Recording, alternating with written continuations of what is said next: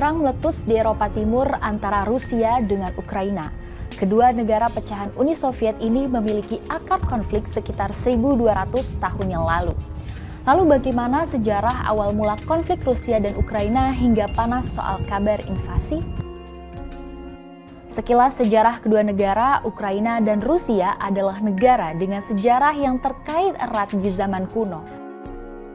Bahkan, ibu kota cikal bakal Rusia pernah berada di Kiev, kota yang saat ini menjadi ibu kota Ukraina. Dilansir BBC, Kievan Rus didirikan di tanah Slavia Timur oleh keturunan Viking, bangsa Varangian dari dinasti Rurik yang bermukim di Novgorod, sekarang Rusia. Pemimpin legendaris bernama Oleg memindahkan ibu kota dari Novgorod ke Kiev pada abad 9 Masehi. Abad ke-11, Kiev menjadi pusat politik dan kebudayaan terkemuka di Eropa Timur. Artinya, Ukraina dan Rusia memang terkait erat sejak zaman dahulu kala. Dalam perjalanannya, Rusia dan Ukraina sudah terlibat konflik pada tahun 1917 saat terjadinya revolusi Bolshevik.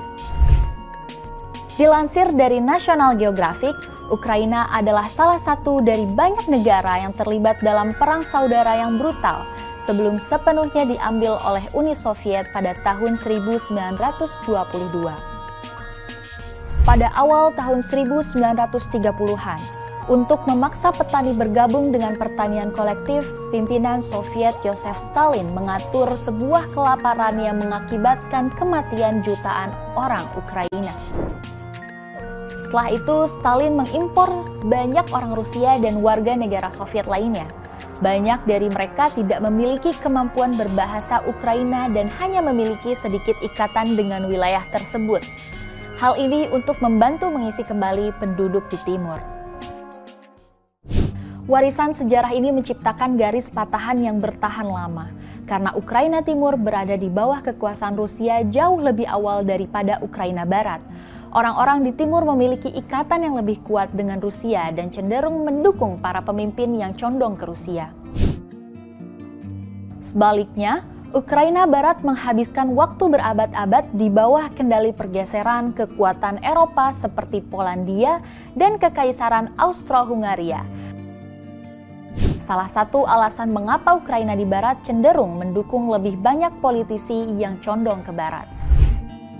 Populasi timur cenderung lebih berbahasa Rusia dan Ortodoks, sementara bagian barat lebih berbahasa Ukraina dan Katolik.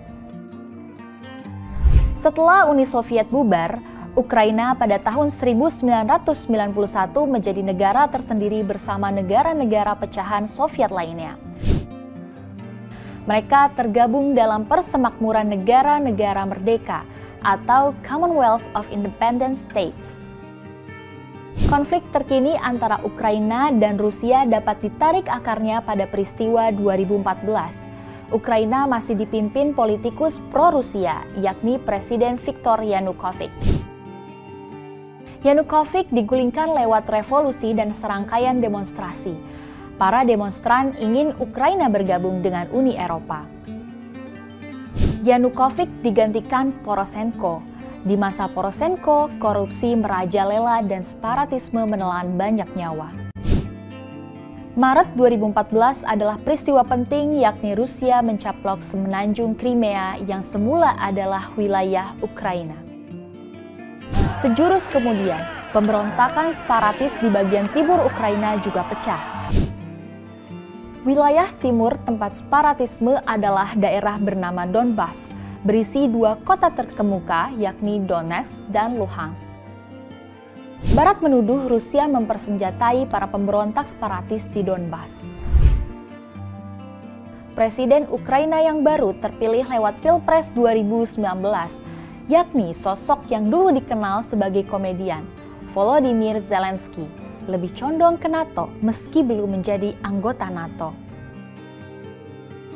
Dilansir CNN, Presiden Rusia Vladimir Putin berang dengan prospek pangkalan NATO di sebelah perbatasannya dan menyebut bergabungnya Ukraina dengan aliansi transatlantik pimpinan AS itu akan menandai perlintasan garis merah antara keduanya.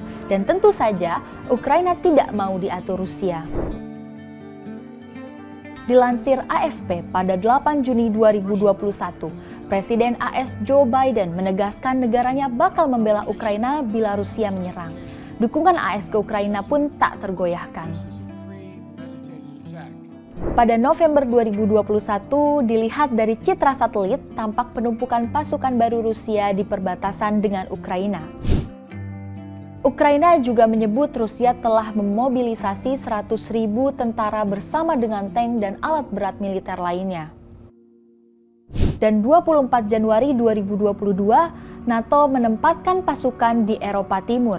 Kedutaan-kedutaan negara barat mulai mengevakuasi staf kedutaan dari ibu kota Ukraina, Kiev, sebagaimana dilansir Al Jazeera. Setelah sempat terlihat menarik pasukan dari perbatasan, ternyata Rusia benar-benar menyerang Ukraina sebulan setelah NATO menempatkan pasukan di Eropa Timur. Dan perang pun pecah. Ledakan terdengar tidak hanya di bagian timur Ukraina yang berbatasan dengan Rusia, namun juga di Kiev, ibu kota negara.